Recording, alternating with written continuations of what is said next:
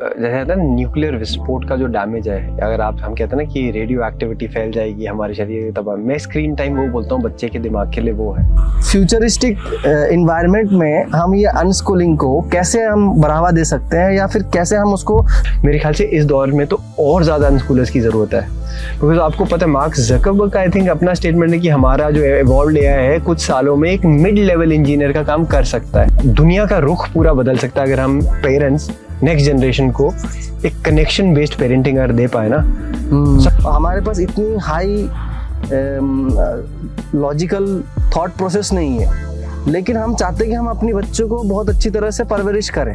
At least आपकी जैसे नहीं तो कम से कम थोड़ा तो करीब। स्कूलिंग में आप कोई स्ट्रक्चर नहीं बांधते बच्चे की लर्निंग और डेवलपमेंट में, आप अपनी नानी दादियों की तौर तरीके से रहिए, वो सस्टेनेबल लिविंग है।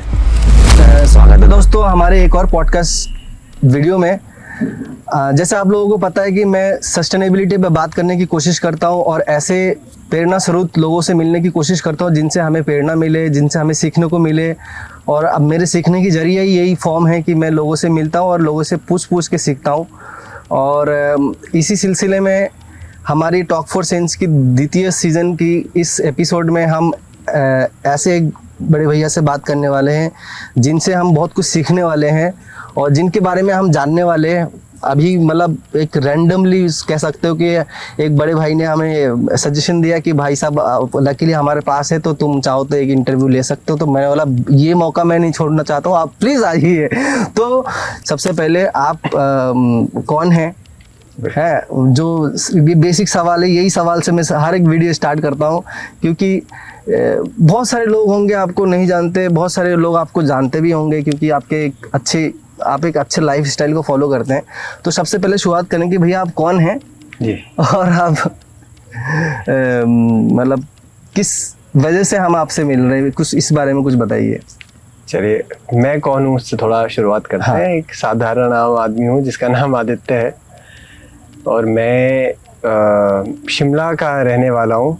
मतलब पैदाइश वहाँ पे हुई, सारा शिक्षा वहाँ पे पूरी की, संपूर्ण करके समाज में निकले, वही एजुकेशन अपना लेके नौकरी करने निकले। अब नौकरी करते करते नौकरी से थोड़े परेशान हुए और लगा कि ऐसे तो नहीं है, अंत हो सकता जीवन का। और उसी दौरान यात्रा में, हमारी जीवन की यात्रा की बात कर रहा हूँ, उसमें मेरे साथ मेरी वाइफ जुड़ी, गरिमा नाम है उनका। अब 2 बच्चे हैं हमारे, एक 6 साल का और एक अभी 2.5 महीने का ही। Congratulation brother. Thank you.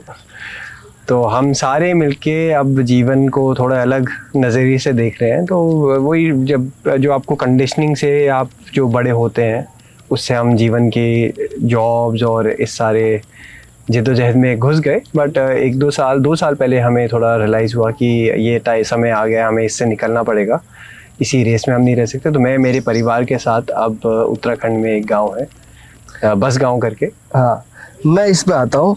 सबसे पहले मैं ये भी जानना चाहता हूँ कि आप सिंगापुर छोड़ के हिमालय बेल्ट में आके रहने का ये सोच सबसे पहले कैसे आया आपको?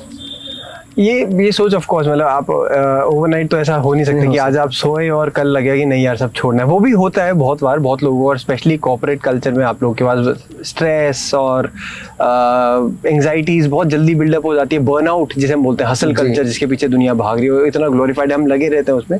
वो भी होता है, कई बार लगता है एकदम से निकलना है, बट वो सस्टेनेबल नहीं है जी। तो ये हमारा जो विचार बना कि सिंगापुर छोड़ के और हम हिमालय के रिमोट गाँव में जाके बसें, ये एक काफ़ी सोचा समझा डिसीजन था और करीब 7-8 साल से भी ज़्यादा कह सकते हैं लगा इस जर्नी में।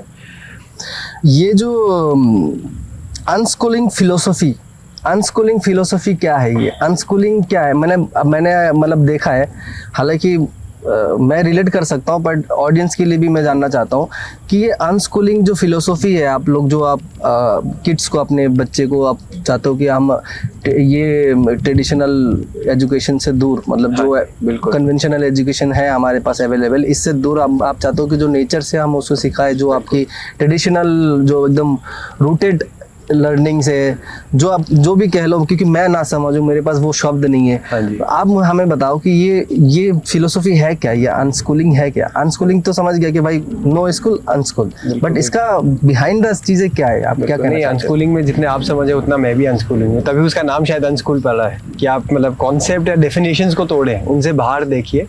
पर बिल्कुल जो मतलब जैसे आम आदमी की समझ में अगर आ सके, या जो ज़्यादातर लोग जिस डेफिनेशन से समझ पाते हैं कि आप एक बच्चे को आप किसी स्ट्रक्चर्ड लर्निंग में, स्कूल हो सकता है, वो ट्यूशन हो सकता है, करिकुलम हो सकता है, कि होम स्कूलिंग भी एक टर्म है जिसमें आप स्कूल का घर में पढ़ाते हैं, बट अनस्कूलिंग में आप कोई स्ट्रक्चर नहीं बांधते बच्चे की लर्निंग और डेवलपमेंट में, और उसमें आप अपने ऊपर ही, या अपने ऊपर भी नहीं है एक्चुअली, आप बच्चे की रिस्पॉन्सिबिलिटी खुद ही बना देते हैं, जो उसकी एक बायोलॉजिकल इंस्टिंक्ट्स है सीखने की, ग्रोथ करने की, ऑब्जर्व करने की, एक्सपेरिमेंट करने की, आप उसी पे उसको चलने देते हैं।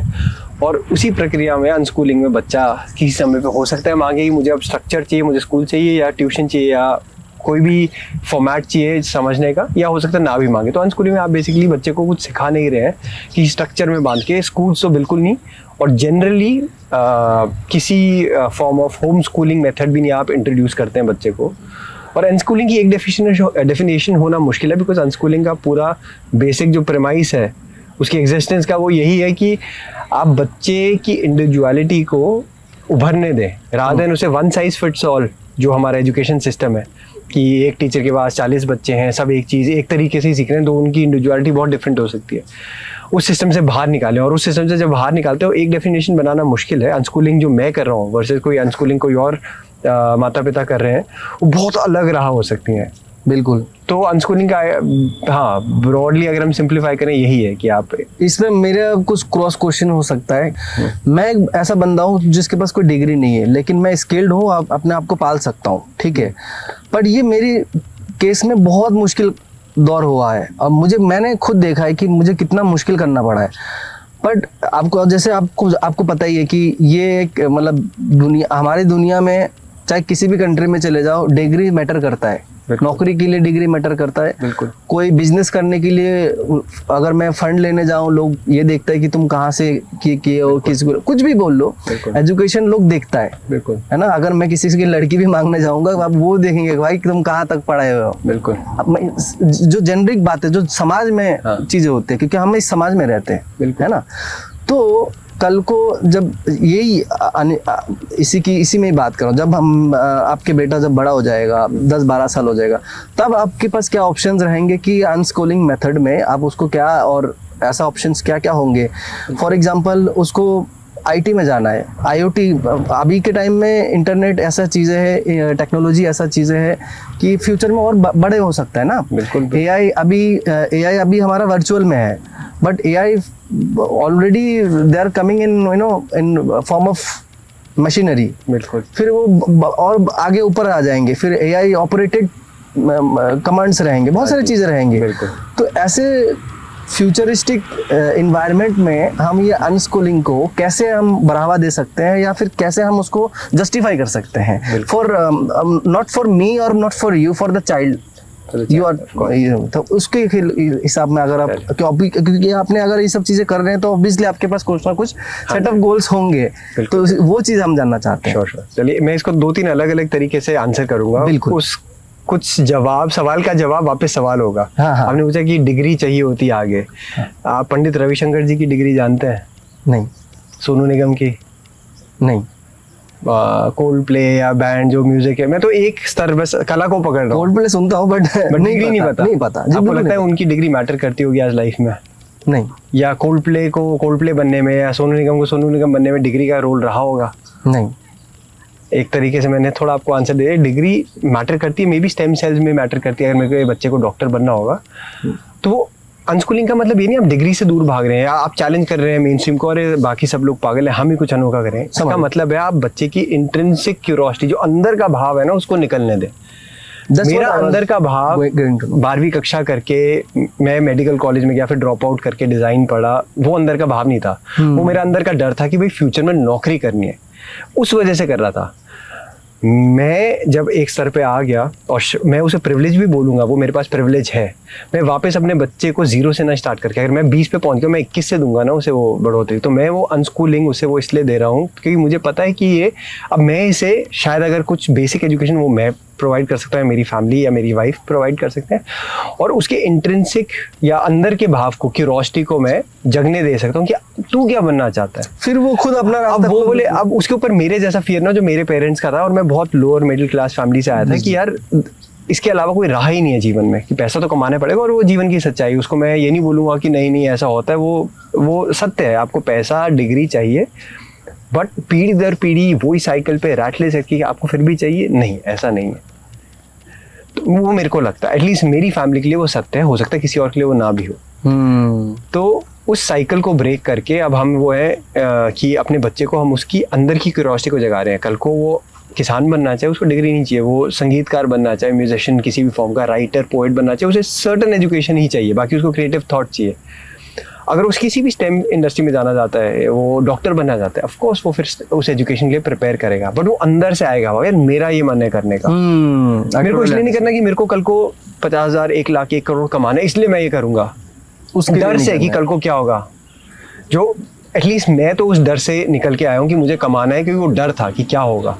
और एटलीस्ट मैं बहुत लोगों से जब बात करती है, अल्टीमेटली वो ग्राउंड लेवल पे वो मतलब शून्य के पास जब हम आते हैं ना, वो डर ही निकलता है कि आप डर की वजह से निकल गए। तो डर खत्म करके अपनी अंदर की पहचान को आप बाहर निकाले, तो वो अनस्कूलिंग के लिए है। तीसरा जो आपने सवाल पूछा कि फ्यूचर एआईज और आधुनिकता जैसे बढ़ रही है, टेक्नोलॉजी, मेरे ख्याल से इस दौर में तो और ज़्यादा अनस्कूलर्स की ज़रूरत है। बिकॉज आपको पता है मार्क ज़करबर्ग का आई थिंक अपना स्टेटमेंट है कि हमारा जो एवॉल्व्ड एआई है कुछ सालों में एक मिड लेवल इंजीनियर का काम कर सकता है। बिल्कुल कर सकता है। हाँ, इलॉन मस्क इंडिया में जब आए, उनका खुद का ट्वीट था, मतलब उसे अगर मतलब हिंदी में अनुवाद करें, उन्होंने बोला कि आप मुझे अपना कोड भेजिए, मुझे फ़र्क नहीं पड़ता आप किस स्कूल गए, किस यूनिवर्सिटी गए, कौन सी डिग्री है, या आपके पास डिग्री है भी या नहीं, आप बस अपना कोड भेजिए, मुझे पसंद आया तो यू आर हायर्ड। ये उनका इंडिया में जब वो अपना सेटअप कर रहे थे, दिस वाज हिज ट्वीट। और खुद मैं कॉर्पोरेट बैकग्राउंड में था, और मेरे को फ्यूचर स्ट्रैटेजीज, और जब हम उस लेवल पे देखते हैं, वो दिख रहा है कि एआई के साथ बहुत ट्रांसफॉर्मेशन होने वाला है। जो हम डिजिटल ट्रांसफॉर्मेशन की बात कर रहे हैं, तो डिजिटल ट्रांसफॉर्मेशन तो हर साल ये बढ़ता ही जाना है। मतलब इसका जो पेनिट्रेशन होगा इन उसका अपने एवोल्यूशन में, और समाज में जिस लेवल पे वो ग्रास रूट लेवल पे घुसेगा, वो तो बढ़ेगा ही। जो शायद एआई और डिजिटल ट्रांसफॉर्मेशन पिछले 10 साल में काम हुआ, उससे दुगना या प्रॉब्ली मल्टीफोल्ड काम शायद अगले 3-4 साल में हो जाएगा। सही बात। मेरा बेटा 6 साल का है, हम बात करें 20 साल आगे की, 25-26 साल में क्या करेगा। बिल्कुल सही बात। तो आप ये समझिए कि ये कॉन्सेप्ट कैसा होगा। और जितना बर्नआउट, स्ट्रेस, एंजाइटी जो मैंने पहले देखता था 30-40 साल में आ रही है, वो अब आपको स्कूल के बच्चों में दिख रही है विभिन्न कारणों से। वो डिजिटल स्क्रीन एक्सपोजर भी है एक, उसमें से सोशल बुलिंग, या उससे एजुकेशनल प्रेशर है, या peer pressure just to exist इस सोसाइटी में, और मैं क्या करूँगा, वो बहुत चीज़ है। तो ऐसे दौर में आपको और ज़्यादा ओपन विचारों की जरूरत पड़ेगी, जो लोग creative out of the box सोच पाए। बिकॉज काम करने के लिए तो एआई डिजिटल टूल्स आपके पास होंगे, अगर किसी स्टेम या किसी कोर फील्ड में भी जाना चाहे, नॉट एवरीथिंग बट ज़्यादातर फील्ड में, तो अनस्कूलिंग आपको और एनेबल करेगी। बिकॉज अगर आप अंदर से स्थिर है ना, इमोशनली स्थिर हैं, मुझे ऐसा लगता है भविष्य में, आज से 20 साल आगे की हम बात कर रहे हैं कि मेरा बच्चा, मैं तो अपने बच्चे के कॉन्टेक्स्ट से बात करूंगा, अगर वो अडल्ट है जी, 15-20 साल आगे जब ये सब बहुत पीक स्तर पे होगा, उस टाइम पे आपको इमोशनल स्टेबिलिटी, इमोशनल रेगुलेशन, ठीक है, आपको अपने अंदर कॉन्फिडेंस, और तीसरा creativity, out of the box thinking, ये सारी जो है मेरे हिसाब से, मेरी तो एटलीस्ट स्कूल ने रोकी है, बांधी है। तो वो अगर किसी के पास होगा, उसको मेरे ख्याल से डिग्री का वो मोहताज नहीं होगा, वो इंडिविजुअल, या अगर मैं अपने बच्चे की बात करूँ, मुझे लगता है उससे बहुत आगे वो सोच पाएंगे। बिकॉज आपको लीडर्स चाहिए होंगे, एग्जीक्यूटिव चाहिए होंगे, या थिंकर्स चाहिए होंगे। और थिंकर आप एक बक्से में रख के शायद नहीं पैदा कर सकते आज के दौर पे, स्पेशली जब ये चैट जीपीटी इतना इवॉल्व आज है, और एआई टूल्स जो 20 साल आगे तो क्या ही होगा हमें पता नहीं है। सही बात। तो आपको अपने अंदर की स्थिरता, इमोशनल कामनेस और स्टेबिलिटी चाहिए। तो हम उस बिलीफ पे, शायद एक एक्सपेरिमेंट भी है जिसपे हम कह सकते हैं हमारा बच्चा गिनी पिग है। इसी पे ही राइजिंग पेरेंटिंग राइट, ऐसा कुछ आपका टाइटल है, मतलब रेजिंग पेरेंट। हाँ, तो ये मतलब आजकल के टाइम में पेरेंट डिस्कनेक्ट कहाँ हो रहे हैं बच्चों के साथ? माँ बाप अपने बच्चे से डिस्कनेक्ट क्यों होते हैं और इसका क्या रीज़न हो सकता है कि आपके हिसाब से क्या है ये? देखिए, मैं अपनी पेरेंटिंग एक्सपीरियंस से बता सकता हूँ और थोड़ा बहुत जो हम पेरेंटिंग के बारे में पढ़ते हैं, मेरी वाइफ पेरेंट कोच हैं, थोड़ा उन्होंने चाइल्ड ब्रेन साइंस पढ़ा या कुछ न्यूरो एस्पेक्ट से समझा कि एक बच्चे का दिमाग कैसे विकसित होता है, उस हिसाब से जो हमारे थॉट्स हैं वो मैं इस पर बता सकता हूँ। देखिए, जो पेरेंटिंग जो लैक है वो हर चीज़ का जो कोर है वो है कनेक्शन। जहाँ पे आपका कनेक्शन लॉस हो जाएगा वहाँ पे कहीं ना कहीं पेरेंटिंग चैलेंजिंग हो जाती है। अब इसका कनेक्शन का मतलब ये नहीं, बहुत से पेरेंट्स से जब मेरी वाइफ उनके साथ काम करते, कई बार मेरा भी अवसर मिला बात करने का, तो हम उसे लेते हैं कि आप पेरेंट बुरा है या पेरेंट, हर पेरेंट अपने बच्चे के लिए दुनिया का सबसे बेस्ट चाहता है। सही बात है। तो अगर मैं इसे बताऊँ, ये पेरेंट्स की गलती नहीं, it's not a fault of parents, it's the environment जिसमें पेरेंटिंग टेक प्लेस कर रही है। तो एनवायरमेंट का फॉल्ट है। जिस एनवायरनमेंट में जो हमारा सोशल स्ट्रक्चर बन गया उसमें जैसे माँ बाप को अब एक बच्चे को रेज करना है, वो प्रॉब्लम है। हम न्यूक्लियराइज हो गए एज ए फैमिली, हमें सबको कमाना पड़ रहा है। सरल भाषा में अगर बोले तो दो लाइन में कि समाज के पीयर प्रेशर में, पीयर प्रेशर भी एक उसी का एक मेरे ख्याल से एक और नीचे लेवल का, एक और अगर हम उसको थोड़ा और खोदेंगे तो एक और लेवल डाउन है। बट अल्टीमेटली क्या है कि जो पूरी व्यवस्था है समाज की, जो व्यवस्था बन गई ना, उस व्यवस्था में जैसे पेरेंटिंग करना पड़ रहा है वो पेरेंटिंग को कठिन बना रही है। एक आपने कहावत सुनी होगी, अंग्रेजी में बोलते हैं, it takes a village to raise a child. आपको एक गांव की जरूरत पड़ती है बच्चा बड़ा करने के लिए। और अब जब 2 बच्चों का मैं बाप हूं, आपको सच्ची में एक गांव की जरूरत पड़ गई है बच्चे रेज करने में। मतलब अब हमने क्या किया, बिकॉज हमारी व्यवस्था इतनी बिजी है, अब हम वो गांव खरीदते हैं स्कूल के फॉर्म में, ट्यूशन के फॉर्म में, कोचिंग क्लासेस के फॉर्म में। आज टेनिस क्लास, आज ये क्लास, आज वो क्लास, बच्चे को बिजी रखे, बिकॉज हमारे पास समय नहीं है कि हम वो समय कमाने में लग रहे हैं कि उस व्यवस्था को हम खरीद पाए। जैसे दिल्ली जैसे बॉम्बे जैसे शहरों में वो होते हैं चाइल्ड केयर वगैरह, आजकल ये तो फॉरेन में बहुत चलता है, इंडिया में आजकल बहुत वो चल रहा है। तो मैंने आपको थोड़ा बहुत पैसा लगता है, ये सस्ते नहीं है। एग्जैक्टली, हाँ जी। तो वो व्यवस्था ही आपकी इतनी बिजी हो गई है ना, उस व्यवस्था में पेरेंटिंग, और जब पेरेंट्स डायरेक्टली इन्वॉल्व नहीं हो पाते, अगेन पेरेंट्स की गलती से नहीं, बिकॉज व्यवस्था ऐसी है। माता पिता दोनों को लगता है कि मुझे नौकरी पे निकलना पड़ेगा तभी पूर्णता होगी, मेरे पास पूरे रिसोर्सेज आएंगे बच्चे को अच्छे से रेज करने के लिए। एक धारणा ऐसी बन गई है, fear based, conditioning based, education based, और कंडीशनिंग बहुत स्तर की, सोशल, कल्चरल, फेमिलियल, उस लेवल पे आपको बता दिया गया है कि भाई और कमाओ, तुम घर बैठी हो, लेडी होते हुए माँ बनने के बाद तुम कैसे घर बैठ सकते हो, अगर वो जॉब पे, तुम तो लड़के हो, तुम्हारा तो रोल ही प्रोवाइडर का है, सदियों से बनाया गया, समझ रहा हूँ, हाँ। तो तुम निकलो बाहर, बच्चा कैसे पलेगा? बच्चे का कोई नहीं, बच्चे को आप स्कूल डाल दो, सुबह से वहां रहेगा, शाम को समय नहीं है, फिर आप भी बिजी, आप भी शाम को थक के आए हैं, आप कैसे बच्चा पालेंगे? बिकॉज आप पूरा एग्जॉस्ट होके आए हैं, तो उसके लिए आप तो टाइम देना चाहिए ना। अभी चले जाएगा स्विमिंग क्लास पे, उसके बाद तो वो व्यवस्था इतनी बिजी होगी, उसमें बच्चों को आप कैसे रेज करेंगे? और रेज का मतलब आपका सवाल था कि क्या गैप आ रहा है, तो मैं एक्सपर्ट नहीं हूँ उस पर, बट मेरे हिसाब से जो कनेक्शन है ना, जब तक आप पर्सनलाइज नहीं होंगे, आप कैसे कनेक्शन बच्चे क्या बैठेगा, वो बच्चा आपसे रिलेट नहीं कर पाएगा। बच्चा 7-8 साल तक तो इतना मासूम है, वो माता पिता में अपना सब कुछ देखता है, बट धीरे धीरे बड़े होते हैं तो वो कनेक्शन बाहर ढूंढ लेता है, वो फ्रेंड्स, सोशल, स्क्रीन्स, यूट्यूब, कोई गेमिंग, उस सब में ढूंढ लेगा। तो कनेक्शन है लॉस्ट, और उस कनेक्शन की वजह से आई थिंक दुनिया का रुख पूरा बदल सकता है अगर हम पेरेंट्स नेक्स्ट जनरेशन को एक कनेक्शन बेस्ड पेरेंटिंग अगर दे पाए ना।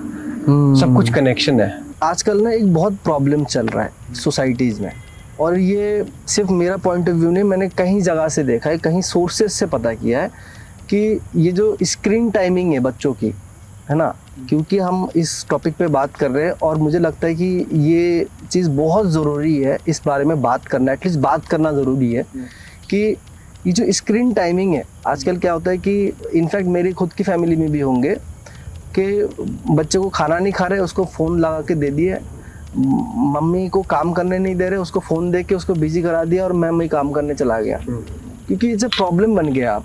और ये एक बहुत ईजी सोल्यूशन है, बच्चों को फ़ोन दे दिया, वो उस पर खेल रहे हैं। तो मैं आपसे ये जानना चाहता हूँ कि हम कैसे एज ए नॉर्मल बंदे, एज ए नॉर्मल पेरेंट्स जिसके पास मतलब 20, 25, 30, 40 हज़ार का सैलरी से हम गुजारा करते हैं और हमारे पास इतनी हाई लॉजिकल थॉट प्रोसेस नहीं है, लेकिन हम चाहते हैं कि हम अपने बच्चों को बहुत अच्छी तरह से परवरिश करें, एटलीस्ट आपकी जैसे नहीं तो कम से कम थोड़ा तो करीब पहुँचे। आप समझ पा रहे हो मैं क्या कहने की कोशिश कर रहा हूँ? तो इस सेंस में हमें क्या क्या स्टेप लेनी चाहिए आपकी तरफ से, आपके क्या क्या टिप्स एंड ट्रिक्स है, क्या एडवाइस आप हमें दे सकते हैं हमारे ऑडियंस के लिए? देखिए, स्क्रीन टाइम वाला आप सही कह रहे हैं कि एक बहुत बड़ा चैलेंज है। मैं इसे बोलता हूँ कि ये जैसे कहते हैं न्यूक्लियर विस्फोट का जो डैमेज है, अगर हम कहते हैं ना कि रेडियो एक्टिविटी फैल जाएगी हमारे शरीर में, तब मैं स्क्रीन टाइम वो बोलता हूँ बच्चे के दिमाग के लिए वो है। अगर आपका बच्चा मेरे ख्याल से अर्ली एज में ही अगर वो स्क्रीन देख रहा है, और मैं तो इसे बोलता हूँ कम से कम 15-16 साल तक नहीं आना चाहिए, अगर वो आ रहा है तो वो उसके ब्रेन में उतने डैमेजेस दे रहा है उतने अर्ली ऑन, तो इसके डैमेजेस ही पहले इतने बड़े। आई थिंक हम अपने बच्चे को, अगर आपका बच्चा, मतलब नॉट आपका बट जनरली अगर मेरा बच्चा सपोज ऐसे एग्जांपल लें, अगर एक 10वें माले की बिल्डिंग पे चल रहा है कोने में चढ़ के, हम उसे रोकेंगे ना, उसके लिए मेरे को 10,000 कमाना हो, 20,000, 1 करोड़ प्रिविलेज, उसमें प्रिविलेज नहीं है। आज से 20 साल पहले या 10 साल पहले हम भी जब पैदा हो रहे थे, कईयों के माँ बाप बहुत गरीब और बिना स्क्रीन के सारे बच्चे समाज में पल रहे थे जब तक ये टूल नहीं आया था। तो तभी बच्चे पल रहे थे, इर्रेस्पेक्टिव वो कौन से सेगमेंट से लोग आ रहे हैं सोसाइटी के, है ना। वो रियलिटी ऐसा नहीं है कि ये out of the world question है कि ये एलियन, और ये सबके साथ हो रहा है, जो एलिट बंदे हैं उनके साथ exactly. भी है जो हाँ जी। तो हम एक बच्चे को रोके ना, गिर गया तो मर जाएगा, तो हम फिजिकल सेफ्टी को बच्चों की ना एकदम प्रायोरिटी समझते हैं। फिजिकल सेफ्टी यार, बच्चे को खरोंच ना आ जाए, हमारा बच्चा गिर जाएगा, नीचे मिट्टी है, पत्थर है, सांप बिच्छू कुछ हो सकता है, घास में बच्चा संभल के चल, मच्छर काटने तक पेरेंट्स हम ऑल आउट जला देते हैं। बट इमोशनल सेफ्टी या मेंटल डेवलपमेंट की सेफ्टी के बारे में मेरे ख्याल से बात होनी बहुत ज़रूरी है। पेरेंट्स दो इसके बारे में बहुत बात होती है, बट हर पेरेंट्स सोचते हैं सभी तो देख रहे हैं, और ये धारणा बनती है जो भीड़ होती है, भीड़ के साथ हम एकदम से हो जाते हैं, और भीड़ हमें अलग सोचने पे कई बार अलग सोचने से रोक लेती है, और इसलिए मेरे ख्याल से काफ़ी फ्लो बन जाता है सभी तो देख रहे हैं। स्कूल्स भी दिखा रहे हैं डिजिटलाइजेशन जिसे हम बोलते हैं, एडटेक का अभी बहुत रिसेंट तो नहीं, 2-4 साल पहले स्टडी है स्वीडन ने, वो वापस पेपर और पेन पे जा रहे हैं। अच्छा। और स्कैंडिनेविया को हम बोलते हैं सबसे इवॉल्व्ड है एजुकेशन में, अब काफी मायनों में दुनिया के स्तर पर। पूरा स्कैंडिनेविया, नॉर्वे, स्वीडन, मुझे आइडिया नहीं है इसके, उनको मानते हैं काफी इवॉल्व्ड है, नंबर ऑफ पेटेंट्स वहाँ पे बच्चों की एजुकेशन 7-8 साल में स्टार्ट करते हैं, पहले कुछ साल सिर्फ फॉरेस्ट में उन्हें बिताते हैं नेचुरल तरीके से, मतलब उनकी अलग फिलॉसफी है। समझ गए। तो वहाँ पे उन्होंने इसका रिसर्च किया था एक यूनिवर्सिटी में, और स्क्रीन को उन्होंने इतने डेप्थ में स्टडी किया कि इवन एड टेक को स्कूल से अब हटा रहे हैं, जिसको हम बोल देते हैं ना एजुकेशनल कंटेंट है बच्चों के लिए, चलो ये तो सीख ही रहा है बैठे बैठे, वो भी इक्वली डैमेजिंग है। आप किसी भी कंपनी के अगर आपकी इनके रिपोर्ट्स या टर्म्स एंड कंडीशन पढ़ेंगे, उसमें भी लिखा आ जाता है यूट्यूब के 18 साल 15 साल से नीचे अलाउड नहीं है, बट हम एकदम से बिना सोचे समझे दे रहे हैं। इट्स जस्ट कि मेरे ख्याल से पेरेंट्स वेट कर रहे हैं, और मैं पेरेंट्स को टारगेट करते हुए नहीं बोल रहा, मैं भी पेरेंट हूँ, शायद हम भी इसी का वेट करते, वो तो शायद भगवान की कृपा, हमें कुछ थॉट आ गए, हमने चीज़ों को कंट्रोल किया अपने लिए भी और बच्चों के लिए खासकर। बट एक पूरी पीढ़ी जब इससे गुजरेगी तब हमें डैमेजेस शायद दिखेंगे कि अरे ये क्या हो गया, है ना। हमने ग्रीन रेवोल्यूशन किया, इतना खाद डाल के बोल रहे ऑर्गेनिक खाना, ऑर्गेनिक। इंडस्ट्रियल रेवोल्यूशन किया, हम बोलते हैं प्लांट तबाह हो गया। अब डिजिटल रेवोल्यूशन में हम बोलेंगे हमने दिमाग खराब कर दिया इंसानियत के। तो उसका वेट ना करते हुए आई थिंक पेरेंट्स क्या कर सकते हैं, सबसे पहले ब्रेक ले। पहली बात तो सेल्फ से स्टार्ट होता है। एज एन अडल्ट मेरे को फोन का एडिक्शन हो जाता है, और हमारा सोशल मीडिया प्रेजेंस है, हम उस पर काम, मैं एडिक्टेड हूँ, मैं तो खुला कहता हूँ, मेरे को मैं फोन देखता हूँ, मैं बच्चे के दिमाग पता नहीं लगता कब मेरा आधा घंटा निकल गया, 1 घंटा निकल गया, फिर मैं बोलता यार ये 1 घंटा में कुछ प्रोडक्टिव कर सकता था। बिल्कुल। सोचिए हम अडल्ट अपने आप को बोलते हैं समझदार बोलते हैं, और मैं खुद उसका हूँ, हमें फिर भी चलिए इतनी समझ है, एक पॉइंट पे जब काम है तो काम है, हम प्रायोरिटाइज कर पाते हैं। बट एक बच्चे के दिमाग पे वो क्या डैमेजेस करेगा, इवन इफ अगर हम उसे नर्सरी राइम्स भी स्क्रीन पे दिखा रहे हैं, उसे एजुकेशनल कंटेंट भी दिखा रहे हैं स्क्रीन पे, वो उतना ही डैमेजिंग है। नर्सरी राइम्स कंटेंट सब किताबों में भी आता है, और इसी के स्वरूप मेरे को लगता है कि ये जो हाइपर एक्टिव और हाइपर ADHD जो एक सिंड्रोम आपने सुना होगा, हाँ सुना है, ये आपने एकदम से बूस्ट सुना होगा अचानक से पिछले 5-10 साल में, और बच्चों को काफी कॉमन है ना। और जितने आप आधुनिक वर्ल्ड में, हम क्या बोलेंगे, जितना हम इवॉल्व सोसाइटी हम बोलेंगे, वहाँ पे उतने ज़्यादा ही सिम्टम्स दिख रहे हैं। जितना आप गांव ट्राइबल बेल्ट में जाए, हमें फॉर्चुनेटली हमें पिछले 2 साल में बहुत रूरल और ट्राइबल कम्युनिटीज़ के साथ रहने का मौका मिला, और वहाँ पे ये चीज़ ऑलमोस्ट नॉन एग्जिस्टेंट है। तो वहाँ पे भी स्क्रीन्स पहुँच चुके हैं, बच्चे अभी भी देख रहे हैं, बट उनके पास अभी भी बहुत रिसोर्सेज और हैं, वो नेचर से इन्वॉल्व हैं, अपने माँ बाप की, कोई बकरी चरा रहा है, कोई खेती में जा रहा है, उस टाइम पे स्क्रीन फ्री टाइम उनके बहुत लंबे हैं। सबसे पहले मैं आपको थैंक यू कहता हूँ कि आप मुझे इतना टाइम दिए और इतना अच्छी बातें मुझे सिखाया आपने। मैं ये भी जानना चाहता हूँ कि ये जो सस्टेनेबल लिविंग जो आप शुरू किए हो, जो मैंने आपकी वीडियोस से देखा है, आप काफ़ी बिल्कुल देसी स्टाइल में एकदम रहना खाना, एकदम ऐसा लगता है बिल्कुल गाँवती बंदा जिसको बोलते हैं, एकदम सोफिस्टिकेटेड। ठीक है, मैं अपनी लोकल भाषा में बात कर रहा हूँ, आपके बिल्कुल ऐसा बोल रहा हूँ अब। तो ये जो सस्टेनेबल लिविंग है, इसको आप हमें सरल में समझाइए ना कि ये मैं बहुत सस्टेनेबल बोलता हूँ, पर मुझे नहीं लगता कि लोगों को इतना पता है, और मुझे नहीं लगता कि मैं भी शायद कितना अच्छी तरह से जानता हूँ। तो मुझे भी बताइए और मेरे जरिए लोगों को भी बताइए कि ये सस्टेनेबल लिविंग है क्या, और हम इसको मतलब कैसे कैसे हम अपने जीवन में अप्लाई कर सकते थे छोटे छोटे स्तर में, स्टेप बाय स्टेप में। बिल्कुल बिल्कुल। ये सस्टेनेबल लिविंग कोई बहुत हवा नहीं है जो जनरली बना दी है। मैं वैसे सस्टेनेबल शब्द का भी बहुत बड़ा फ़ैन नहीं हूँ, बट ताकि सिंप्लीफाई आजकल हर एक को समझ में आ रहा है इसलिए बोल देते हैं, बिकॉज सस्टेनेबिलिटी एक बड़ा अब्यूज टर्म है आज के समाज में। बिकॉज हमने इसे पृथ्वी को खराब किया और हम ही अब इस टर्म को लेके आ रहे हैं सस्टेनेबल लिविंग। सस्टेनेबल कुछ नहीं है। Sustainable living simply mean simple living.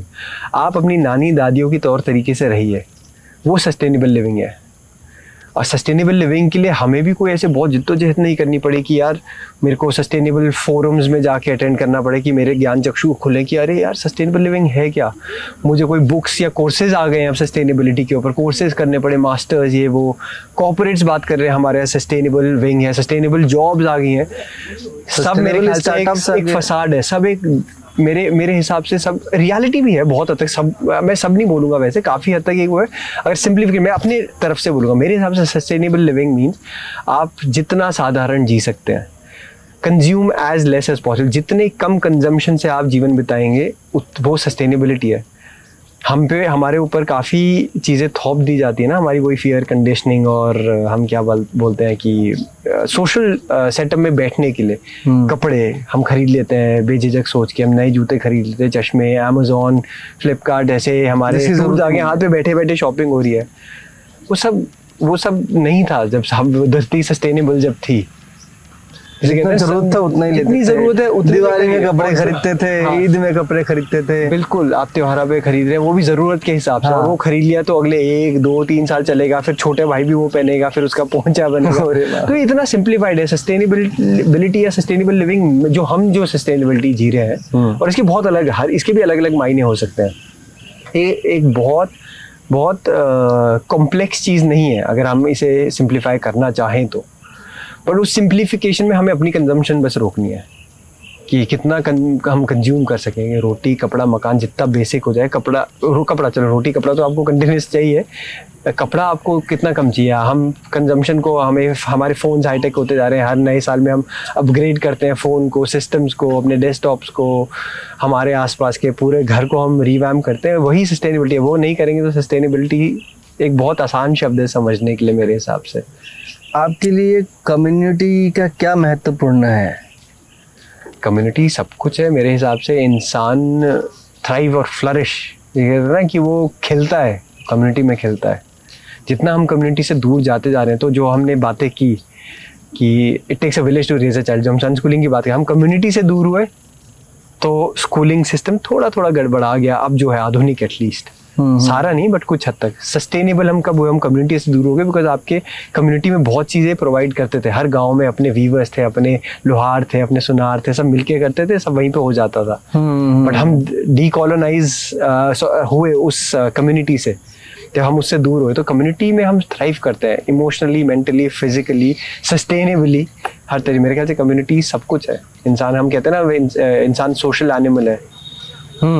Social animal means आपको कम्युनिटी चाहिए, और उसका स्तर अलग अलग हो सकता है। कुछ लोग इंट्रोवर्ट होते हुए कम्युनिटी के पार्ट हो सकते हैं, कुछ एक्सट्रोवर्ट होते हुए कम्युनिटी के part. But what would be your message for the parents who look into you guys, like आपको और भाभी को जो देखते हैं? बहुत बड़ी स्टेटमेंट हो जाएगी कि हमें लगता नहीं हम कोई इतना अनोखा कर रहे हैं, हम पे जो सही लग रहा है हम बस वो जी रहे हैं। और हमें इक्वली ये भी सही लगता है कि हर पेरेंट भी सही कर रहा है अपने सर पे। बिकॉज जो मैं कर रहा हूँ, मेरे पास भी बहुत चीज़ें कुछ प्रिविलेजेस से या कुछ एक्सेस से आई हैं, और मेरे पास कुछ रिसोर्सेज जो एनवायरनमेंट थे, मैं उस स्तर पे सस्टेनेबिलिटी जी पा रहा हूँ, उस स्तर पे अनस्कूलिंग कर पा रहा हूँ, उस स्तर पे अपने बच्चे को स्क्रीन फ्री रख पा रहा हूँ। हर एक की रियलिटीज डिफरेंट है, तो ये थोड़ा मेरे लिए बोल्ड हो जाएगा बोलना कि मतलब इससे मैं कहूँगा कि मैं सही हूँ आप गलत हो। हम जीवन को उस तरह पे नहीं देखते कि मैं सही हूँ आप गलत हो, क्योंकि अगर मैं बोल दूंगा कि आप ये कीजिए, और पेरेंट्स को मैसेज ये हुआ कि मैं ये बता सकता हूँ कि आप जो भी कर रहे हैं अच्छा कर रहे हैं, और उसमें संतुष्ट मत रहिए और अच्छे करने की प्रयास कीजिए। और अच्छे का मतलब मैं बोलूँगा एक अपने इमीडिएट बबल में, जो बबल मैं करूँगा परिवार या फ्रेंड सर्कल, उसको रिलेशनशिप्स के लेवल पे हम स्तर पे ज़्यादा अगर अच्छा करना चाहे तो चीज़ें बहुत सेटल हो जाएंगी।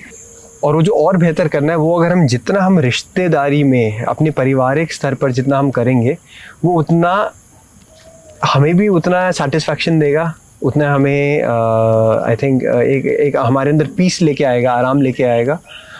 और जितना हम जो आधुनिक वर्ल्ड की जो हमारे ऊपर चीज़ें दी गई हैं कि मतलब आप नौकरी पे निकलिए, पैसा कमाइए, भीड़ में रेस में लग जाइए और दौड़ते रहिए, और अंत में 60 साल में आपको वो सतयुग का एक जीवन दिख जाएगा उस भ्रम में जो हम जी रहे हैं फ्यूचर में।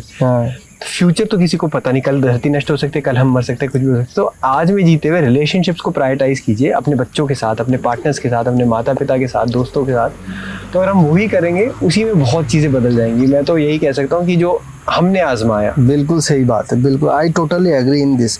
What is your biggest dream? This is my last question. Like आपका ड्रीम क्या है, आपका सपना क्या है, आपका या भाभी का, दोनों का? आप लोग हम जी रहे हैं वो लाइफ जो हम अभी जी रहे हैं, वो हमारा ड्रीम था। यही आप लोगों का ड्रीम था? यही हमारा ड्रीम था, और इस तरीके से हम जिए, हमारे आपस में व्यवहार ऐसा बना रहे, हम अपने बच्चों को ऐसे बड़ा कर पाए। आप जैसे सुंदर लोग और आसपास हमारे जो सुंदर लोग हैं जिनसे हम जीवन में मिलते जा रहे हैं, कुछ ना कुछ सीखे जा रहे हैं, फिर कुछ किए जा रहे हैं, वही शायद सपना था और हम उसे जी रहे हैं अभी आपसे बात करते हुए भी। आपको खुशी मिलता है अभी? मतलब कितना आप अपने आप को खुश महसूस करते हो? बहुत खुश हूँ जीवन में। हाँ? बहुत खुश हुआ जीवन में। तो अभी नया नया आप दूसरा पापा भी बने दो। हाँ, नहीं मैं बोलूँ वो बहुत बड़ी चीज़ है मेरे जीवन में, बट क्या बोलेंगे, क्या कहते हैं ना, प्यार और मोह।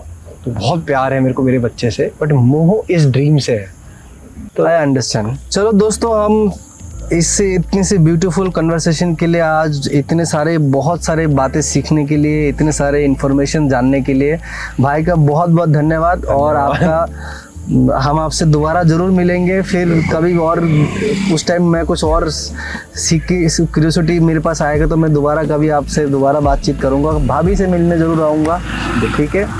तो दोस्तों, यही था हमारे आज के, यही इस एपिसोड का यही कंक्लूजन है। तो मिलते हैं आपको फिर किसी दूसरी वीडियो में कुछ दूसरे इंस्पिरेशंस के साथ। तब तक के लिए स्वस्थ रहिए, व्यस्त रहिए, मस्त रहिए। थैंक यू, धन्यवाद।